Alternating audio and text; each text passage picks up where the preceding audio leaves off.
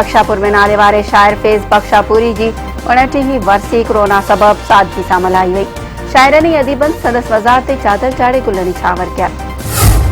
ॻड़ी हसन में क़ौमी अवामी तहरीक पारां 22 मई साने जे शहीदनि खे भेटा पेश करण ऐं कातिलनि जी गिरफ़्तारी लाइ कामरेड हसन खोसो अब्दुल रज़ाक कंडराणी ऐं ॿियनि जी अॻवानी में एहतजाजी मुज़ाहिरो करे धरणो हंयो वियो। ठारो भरिसां क़दीमी क़ब्रिस्तान ते बासरनि जे कब्ज़े ख़िलाफ़ ॻोठाणनि एहतजाज कंदे फौरी तौर कब्ज़ो ख़त्म कराइण जो मुतालबो कयो। ॿी सूरत में डीसी ठटो ऑफिस अॻियां धरणो हणण जो चिताव ॾिनो वियो। नारो में समाजी तंज़ीम जे सहकार सां मुफ़्त टीबी जी कैंप लगाई वई, जंहिंमें माहिर डॉक्टरनि मरीज़नि जी चकास करे खेनि दवाऊं फराहम कयूं।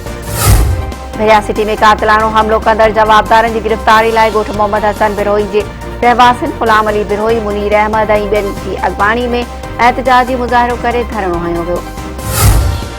ॾखण वेझो ॻोठ शाह अली लोलाई जे रहवासियुनि पुलिस चढ़ाई ऐं मुबैना तशद्दुद करे नौजवान सोबदार लोलाई खे गिरफ़्तार करण ख़िलाफ़ संदसि वारसनि हसीना ज़ाल सूमर, इमामज़ादी ज़ाल हमीर ऐं ॿियनि जी अॻवानी में पाक किताब खणी एहतजाज कंदे नोटिस वठण जो मुतालबो कयो आहे।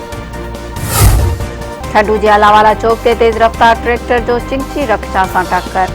अली मोहम्मद ख़ासख़ैली अशरफ ऐं वली मोहम्मद ख़ासख़ैली सख़्त ज़ख़्मी, ॻणती जोगी हालत में अस्पताल मुंतक़िल।